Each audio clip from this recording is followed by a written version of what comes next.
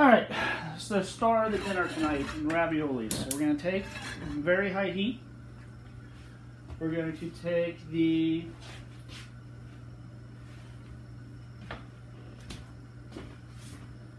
our board of ravioli prep. I'm going to put just the oil from the garlic in. I'm going to put 2 pats of butter in.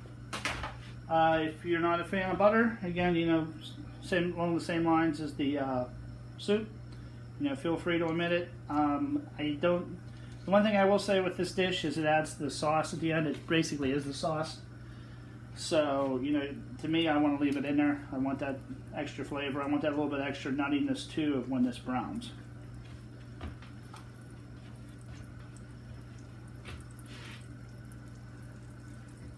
So as that goes, give it a swirl. Classical French dish, beurre noisette. It's just brown butter. It's kind of what we're going to use to start this. That was the sauce. It was usually done with hazelnuts and then used to finish fish. Not too much of that anymore in the kitchens.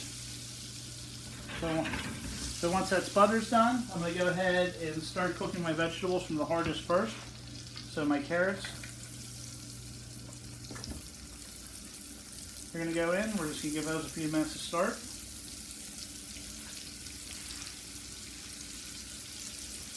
And then the next thing I'm going to put in is my fennel.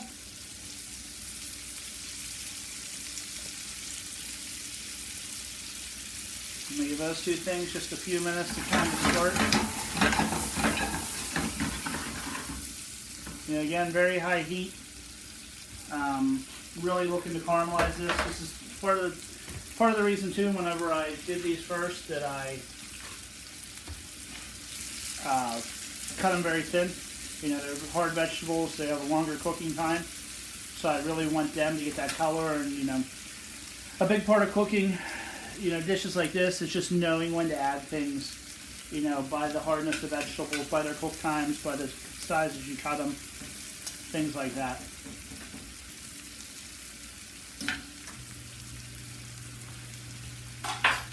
I'm going to go ahead and hit this with a little bit of salt and pepper.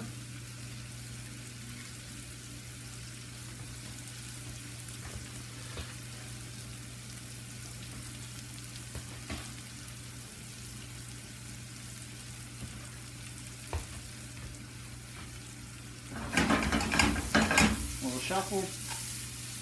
I've launched a lot of omelets behind me in my life doing that. Sometimes it goes well, sometimes it doesn't.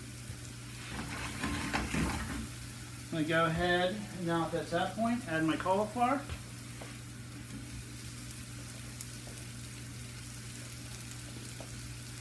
And add my Brussels sprouts.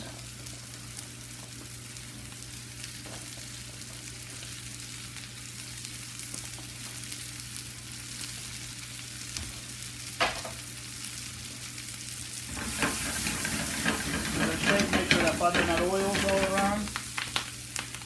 Won't escape. So you'll hear the Brussels sprouts cracking. That's the water cooking out. That'll help brown. It's very important during this time, even though you hear that, to keep your heat high.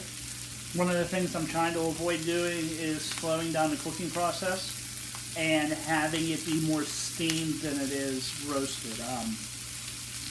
Only 5 ways to cook anything, Well, there's only really 2 methods, dry heat or moist heat. I'm going for a dry heat here. I really want to bring out that caramelization and that intensity of the vegetables,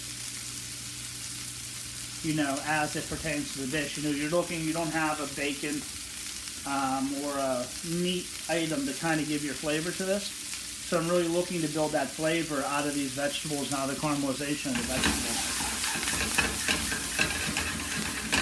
A little shake. You see we're starting to get some brownage there. That's good. We're going to let this go for 2 or 3 more minutes, and we're going to throw it in the oven just to finish.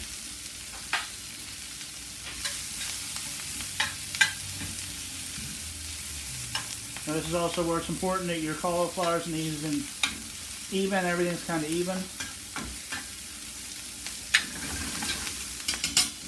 While we're waiting for that to cook, if you don't have one in your kitchen, fish spatula, I find these almost irreplaceable in the kitchen.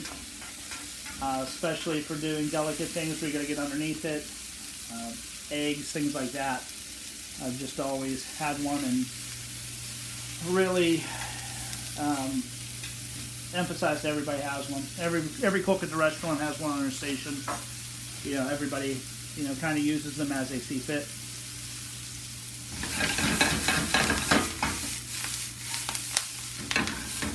So we're going to pop this in the oven for about 10 minutes or so.